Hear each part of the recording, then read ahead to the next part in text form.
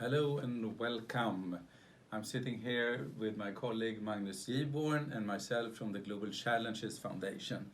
We are here because we are just in the preparation for the UNGA week, the United Nations General Assembly. And yesterday we started off with the UN75 Global Governance Forum that attracted a lot of people. I participated and you were there, Magnus, and we also had our colleagues from One Earth Future and Stimson Center, Fredrik Ebert Stiftung New York, and the Global Governance Philanthropy Network. Yes. So what was your impression of the first day with this forum, Magnus? It was, I think it was a big success in many ways. We should mention that the organizations that you mentioned here we are co-organizers, the 5 organizations of this forum together. I don't have the exact figure, but I heard that there were over 1,000 people following the plenary session, and that were several hundred following the different concurrent tracks that followed after that. There were over 3,000 registered participants. So, but I guess that people come and go and listen to the sessions that they are most interested in. And well, that's one of the upsides of the current situation where we cannot meet in person, that actually it gives the opportunity for more people to participate in this kind of meetings. We were originally planning to have this meeting in person, first in San Francisco on Charter Day and then in New York at this time, but we had to, of course, cancel those plans and put it online. But we wouldn't have had 1,000 people gathered to. So in a way, the technological possibilities that we have now give new opportunities for people to follow important processes. And would you say that there are any topics or items that are dominating the different seminars? Is there a thread going through them, or? Well, I think that there was a couple of different threads that you could discern. One was that in many of the panels there was a discussion of the importance of involving youth. And that was discussed during in connection to several different topics. The youth perspective, but also to involve another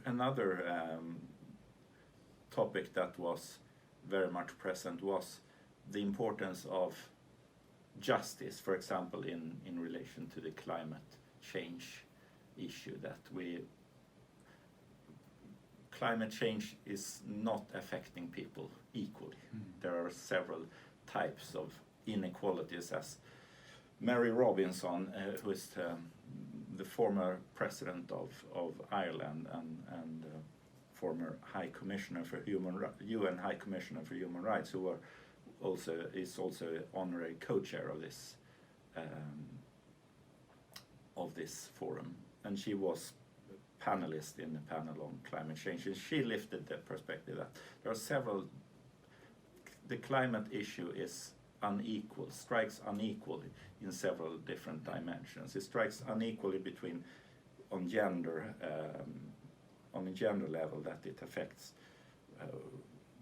women differently from men, and it strikes differently between developed and developing countries, and we need to take those inequalities into account. And that was also an issue that was lifted by many of the panelists, I think. So those are two topics that I thought was going like a right. red. I also listened to Gro Harlem Brundtland say that there is a strong voice of populism around the globe, and therefore the voice of foreign multilateralism have to be stronger in a way. I think if you are a multilateralist or a Democrat or whatever, you take so much things for granted, but here you need to really organize around it. I participated myself in the panel for philanthropists. I think it was an interesting, for me, discussion, not the least to also be humble and recognize that philanthropists we don't own we can own a lot of assets and resources, but we don't own the solution. But we can be a catalyst, we can provide research, we can provide knowledge, and in the role of catalyst you can also perhaps help out the start of a movement that I see is very important to actually have something happening. Are there any things that is coming up that you are looking forward to, Magnus? I mean, you are also involved in something called the climate risk. The Climate Governance Commission. Right. Yes. Can you just tell us something about that? Because yes, the Climate Governance Commission. It was a kind of side result of the New Shape prize competition and the New Shape Forum that the Global Challenges arranged a couple of years ago. At the New Shape Forum, people from different organizations and so on were gathered to discuss how does the way forward look? What should we do in order to get from here to there? And in that discussion there were several ideas that were born, but one of them was the idea of forming a climate governance commission that would focus not on the climate science as such, and not on the technological solutions or the business solutions, but rather what are the barriers and bottlenecks that prevent this. We know the gravity of the problem, and there are well-known solutions that would keep us within a safe operating space of the Earth, but still it doesn't happen we don't do what we know that we should do. So what are the barriers and bottlenecks that prevent us from doing that? And in what ways could global governance improvements facilitate the solutions that we already have at hand? So that was the idea, and it was Maya Groff, an international lawyer in The Hague, who initiated this commission, and she's now working together with. And if you want to follow this discussion, there is a seminar on Friday. Yes, so we had at this forum. Before the forum, there have been a number of preparatory meetings, and among them, meetings around partnership opportunities, partnership tables. And so the Climate Governance Commission has been hosting one of these partnership tables in order to map out synergies with other initiatives and potential partners and how we can work together to promote this. So that will be presented this afternoon in Sweden, morning in the US, evening in Asia, and right. Today there will be a discussion of those partnership. And if you want to follow and see what's going on, I think you can find a link on our web page, www.globalchallenges.org. And may I also have a small commercial break for a new risk report that we have launched. I think it's always good to have some knowledge base on, because we are focusing a lot on global catastrophic risk, and now you can also on our webpage see a new risk report dealing with these different risks. So, and that's also points to another theme that was discussed yesterday,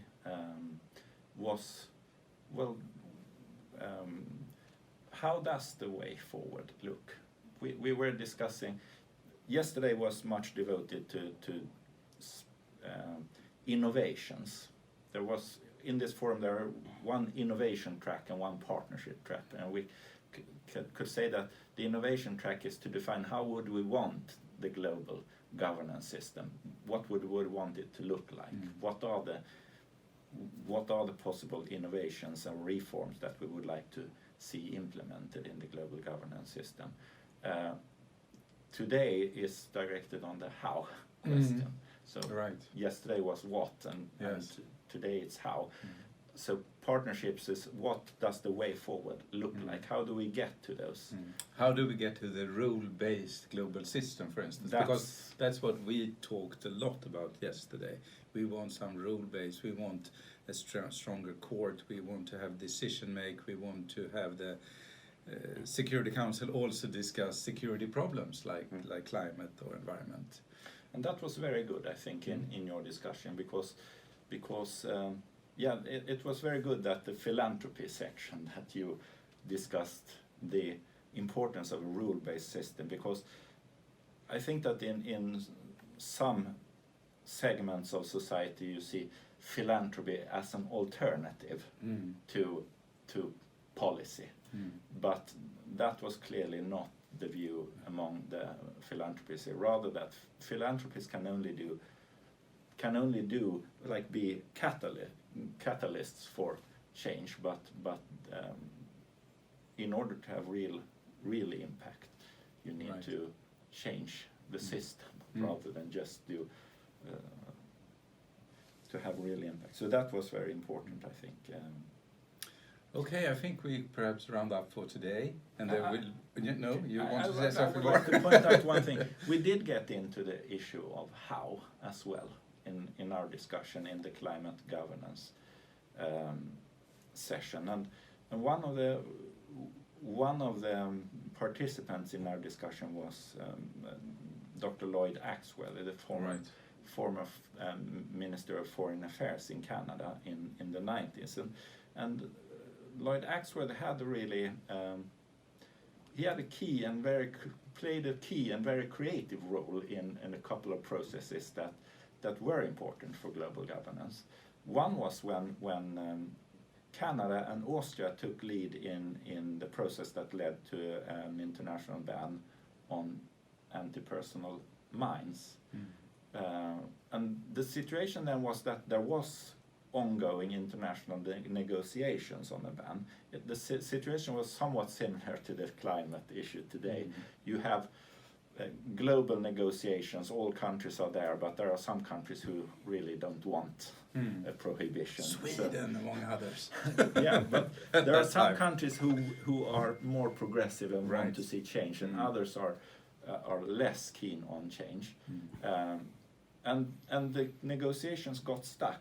You didn't get anywhere. So Canada and Austria saw an opportunity. They seized an opportunity at the meeting to just take a different fast track with the countries that were interested in having a really sharp prohibition. And that led to a convention being signed 1 year later, with 122 countries signing off for a total prohibition on the use, production and transport and transfer of landmines, which now I think over 160 countries have signed. So we should look at those. Maybe we don't always need to follow the formal negotiation with all countries. The countries that not only countries and companies and subnational authorities that want to move ahead must have an opportunity to do that. And they can create a dynamic that leads to real change. I think I heard you, and I think I've heard others talking about like-minded countries having a carbon tax, for instance, and then if you're not among them, you have to pay a fee when your product is coming into that club. Yeah. So like-minded things could really also change, and then be in the big office back again. Okay, I think we should wrap up here for today, and we will come back tomorrow just to talk about what we have heard on Thursday. Yes. And if there are any questions, or you can look into our webpage and you can find links there, and you can also raise questions. Thank you.